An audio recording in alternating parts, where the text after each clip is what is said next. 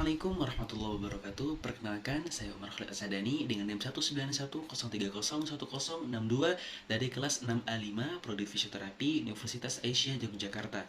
Pada video kali ini saya akan menjelaskan dan juga mempraktekkan yaitu berkenaan dengan PNF. Kita mulai dulu dari penjelasannya. PNF itu apa sih? PNF itu adalah singkatan dari Proprioceptive Neuromuscular Facilitation, di mana proprioceptif ini adalah maknanya reseptor penerima rangsang di dalam sendi dan tendon.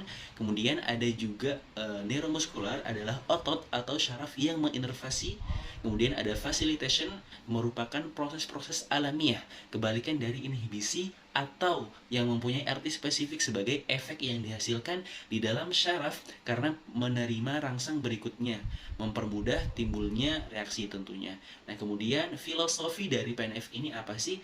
Nah, hidup dalam pengertian tertentu sebagai serangkaian reaksi terhadap rangsangan atau stimulus, di mana PNF ini mencoba memberikan rangsang sehingga diharapkan timbulnya reaksi-reaksi sesuai dengan jenis rangsangannya, yang tentunya bertujuan untuk memperbaiki kemampuan fungsional dari penderita ataupun dari pasien, di mana PNF ini dia memiliki prinsip-prinsip, yaitu ada 9 prinsip yang ada pada PNF. Yang pertama ada tahanan optimal, yang kedua ada kontak manual, kemudian yang ketiga ada stimulasi verbal, yang keempat ada visual feedback, yang kelima ada body position atau body mechanic, kemudian yang keenam ada traksi dan aproksimasi, kemudian yang ketujuh ada iradiasi, yang kedelapan ada reinforcement, kemudian yang sembilan ada pola gerak atau pola arah yang menyilang.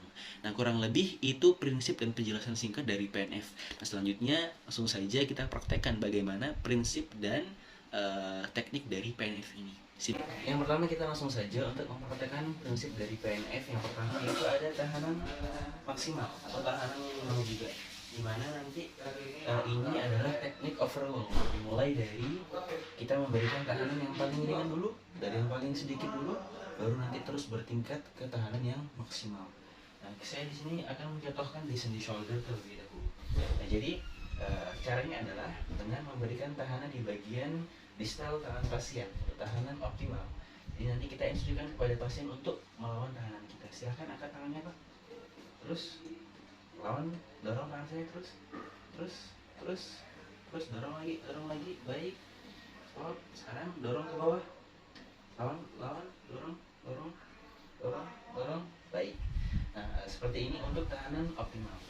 Kemudian yang kedua, kita juga bisa menambahkan dengan kontak manual. Jadi maksud kontak manual di sini adalah tangan fisioterapisnya tidak terlepas dari tangan si pasiennya. Jadi setelah nanti pasien mengangkat tangan, contoh angkat tangan lagi, terus baik, kemudian dorong ke bawah, oke baik. Nah, jangan sampai terlepas, tapi langsung dilanjutkan lagi, dorong lagi tangannya, terus, oke, terus. Baik, dorong ke bawah lagi. Dorong. Nah, seperti itu ya. Jadi untuk kontak manual ini usahakan tangan fisioterapisnya selalu berpegangan pada tangan si pasiennya. Kemudian yang ketiga, kita juga bisa menambahkan yang namanya stimulus verbal. Nah, untuk stimulus verbal ini kita bisa memberikan arahan, kita bisa memberikan informasi dengan cara berkomunikasi, dengan cara memberikan suara yang keras supaya pasien dapat mengikuti instruksi yang kita berikan. Jadi di setiap gerakannya kita selalu memberikan informasi kepada pasien dengan menyampaikan kepada pasien dengan suara yang jelas dan yang keras supaya pasien mampu untuk mengikuti instruksi kita. Contohnya seperti ini. Baik Bapak, bisa tolong diangkat tangannya ke atas. Baik, terus, baik, kuat. Oke, terus. Sekarang gantian ke bawah, baik, dorong lagi, dorong. Oke. Nah, jadi seperti itu, supaya pasien tidak kebingungan, supaya pasien bisa memahami dengan benar instruksi yang diberikan oleh fisio. Nah, kemudian yang keempat, kita juga bisa memberikan visual feedback. Nah, visual feedback ini maksudnya apa? Yaitu ketika kita memberikan intervensi PNF ini kepada pasien, kita juga melihat raut wajah dari pasien bagaimana, apakah dia mengalami kesakitan, menahan nyeri, menahan pucat dan seterusnya. Ini untuk visual verbal. Ini untuk yang feedback, visual feedback. Kemudian yang selanjutnya yang kelima itu ada body position dan body mechanic. Dimana maksud dari body position dan body mechanic ini adalah ketika kita memberikan tahanan kepada pasien, usahakan kita memberikannya dengan body, ya, dengan body fisioterapi. Jadi tangannya lurus seperti ini, jangan bengkok, sampai bengkok. Jadi kita memberikan tahanannya bukan dengan tahanan otot, tapi dengan body, dengan berat badan dari fisioterapinya. Kita contohkan seperti ini. Oke, baik Pak, bisa didorong lagi tangan saya ke atas. Oke, terus. Oke, dorong ke bawah. Terus. Oke, baik. Seperti itu. Jadi itu untuk body position dan body mechanic. Nah, untuk yang keenam, kita juga bisa memberikan yang namanya traksi dan aproksimasi. Maksudnya di sini adalah penarikan dan penekanan. Jadi kita dorong ke arah sebelah sana tangannya, kemudian nanti minta pasien untuk mengangkat. Oke. Tolong angkat tangannya. Terus dorong. Oke, baik. Terus. Oke, dorong ke bawah lagi. Oke, terus. Oke. Nah, ini dilakukan dengan aktif ya. Apabila kita memberikan traksi dan aproksimasi dengan secara manual, kita bisa memberikannya seperti ini. Oke, kita bisa memberikan seperti ini, baik. Ini, oke. Nah, ini contoh dari pemberian traksi dan aproksimasi. Oke, baik. Untuk selanjutnya yang ketujuh ada yang namanya iradiasi atau luapan respon daripada saraf itu sendiri. Caranya seperti tadi dengan memaksimalkan ROM atau LGS pada pasien sampai pada belakang supaya saraf itu bisa menerima atau memberikan reaksi yang sempurna. Untuk yang ke-8 ada yang namanya reinforcement, di mana ini dengan penguatan berulang. Jadi gerakan tadi ini dilakukan secara berulang supaya bisa menghasilkan jalan neuron yang baru, supaya bisa memaksimalkan kekuatan dari otot si pasien. Dan yang terakhir itu dilakukan dengan cara pola gerak yang menyilang. Pola gerak yang menyilang selain mengulang juga dengan menyilang. Caranya seperti apa? Caranya dengan letakkan tangan pasien seperti ini. Oke, jadi awal gerakan dimulai dengan posisi yang menyilang.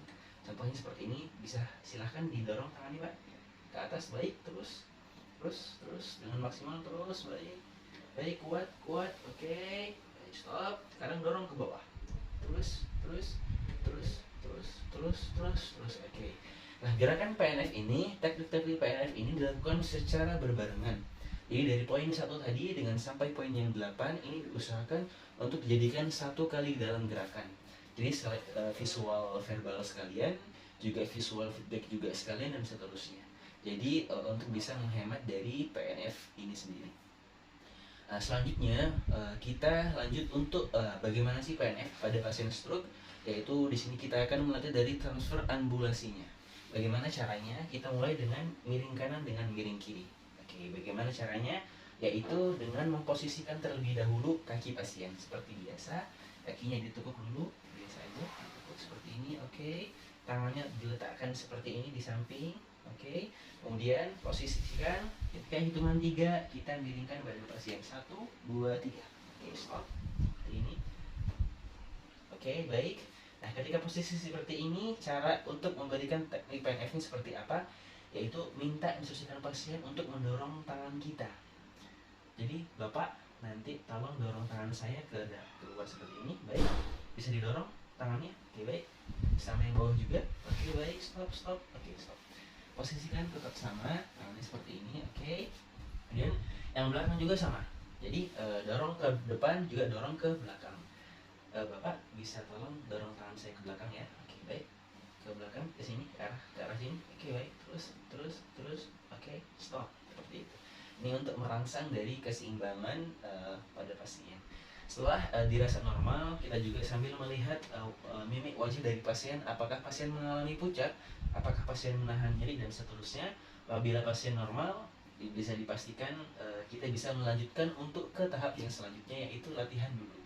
Bagaimana caranya? Latihan duduknya yaitu seperti biasa, nanti sisi yang sehat untuk mendorong sisi yang sakit turun dari bed, seperti itu ya, dimulai dari kakinya.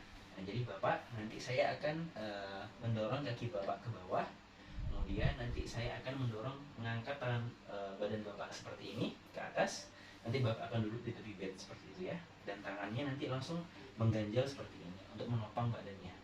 Bisa dipahami ya? Oke, baik. Kita langsung untuk melatih hak duduk. Caranya kakinya seperti ini. Ini didorong, dorong yang ini seperti ini, dorong, didorong. Wah, oke.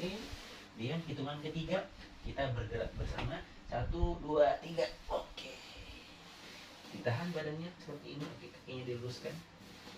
Oke, tahan. Oke.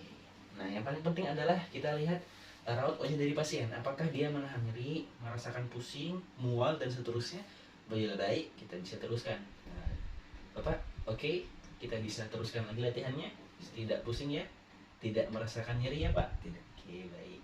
Selanjutnya, kalau sudah seperti ini, kita bisa melatih keseimbangan dari pasien dengan cara mendorong ke kanan dan ke kiri seperti ini. Bapak usahakan bisa seimbang ya. Jadi ketika saya mendorong, usahakan seimbang. Tapi dengan yang santai saja. Oke. Dorong ke kanan dan ke kiri seperti ini. Oke, stop. Santai. Nah, selanjutnya kita juga bisa untuk meminta pasien mendorong ke satu arah dari arah tubuhnya seperti ini. Bapak, tolong nanti dorong tangan kiri saya, Bapak arahkan ke sebelah kanan. Bisa ya? Oke, dorong tangan saya ke kanan. Oke, pelan, stop. Oke, sekarang yang sebelah kiri, dorong tangan. Oke, pelan, stop. Oke, seperti itu.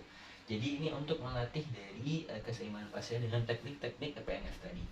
Jika sudah seperti ini, kita lanjutkan untuk latihan yang berdiri. Bagaimana caranya? Yaitu dengan cara seperti biasa, yang latihan berdiri. Bapak, nanti tolong pegang pundak saya. Oke, pegang pundak saya. Oke, nanti saya akan mengangkat ini Bapak, pegang Bapak. Di hitungan ketiga nanti kita latihan berdiri. Oke, langsung berdiri bareng-bareng ya. 1, 2, 3. Oke, berdiri. Oke, baik, seperti ini. Demikian video yang bisa saya sampaikan. Apabila ada kekurangan, saya mohon maaf. Mohon dikoreksi juga, Pak. Saya akhiri. Assalamualaikum warahmatullahi wabarakatuh.